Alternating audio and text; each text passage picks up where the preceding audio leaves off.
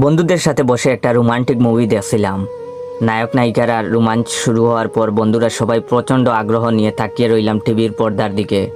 ঠিক তখনই আমার বুকের ভিতর থেকে একটা আফসোস, হতাশা দীর্ঘশ্বাস হয়ে বের হয়ে এলো। কি লাভ এই রোমান্টিক মুভি দেখে, আমার তো আর বউ নেই। অতঃপর টিভি বন্ধ করে দিয়ে বসে রইলাম। এরকম একটা রোমান্টিক সিনের সময় টিভি বন্ধ করাতে বন্ধুরা সবাই আমার উপর রেগে গেল, ইচ্ছে মতো গালাগালি শুরু করলো। কিন্তু আমি রিমোট দেইনি, দিব না কিছুতেই, আমার তো বউ নাই। এসব দেখে কি হবে আর?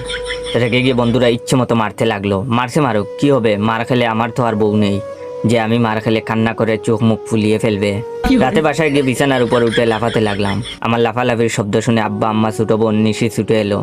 ততক্ষণে আমি খাট ভেঙে ফেলেছি। তখন আম্মা বললেন, কি করলি এটা তুই?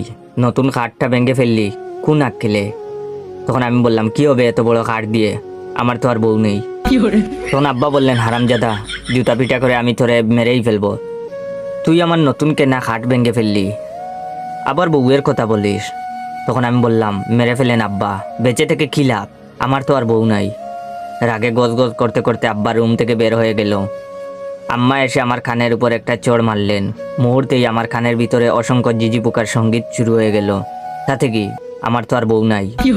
তখন আমি আমার আম্মাকে বললাম, আম্মা এই কানেও একটা দাও, আমি বয়রা হয়ে যাই, আমার তো আর বউ নেই যে তার কথা শোনার জন্য আমার কান থাকা দরকার হবে। মা বাগিনীর মতো হুঙ্কার দিয়ে ছোট বোন নিশিকে নিয়ে চলে যায়। বউয়ের কথা ভাবতে ভাবতে ঘুমিয়ে গেলাম। সকাল হতেই নিশি ডাকাডাকি শুরু করলো অফিসে যাওয়ার জন্য। 8টা বেজে গেছে। আমি প্রতিদিন আমার ছোট বোন নিশিকে স্কুলে নামিয়ে দিয়ে আমি অফিসে যাই। তো আজকে আমি আমার ছোট বোন নিশিকে বললাম, নিশি আজকে তুই একা একা যাস স্কুলে, আমি আর অফিসে যাব না, মেইল করে রিজাইন দিয়ে দিব। তখন নিশি বলল, কেন ভাইয়া, কি হয়েছে তোমার? আমি বললাম, কি লাভ চাকরি করে, আমার তো আর বউ নেই যার জন্য ইনকাম করা লাগবে। তখন ছোট বোন নিশি গিয়ে আব্বাকে বলে দিল কথাটা।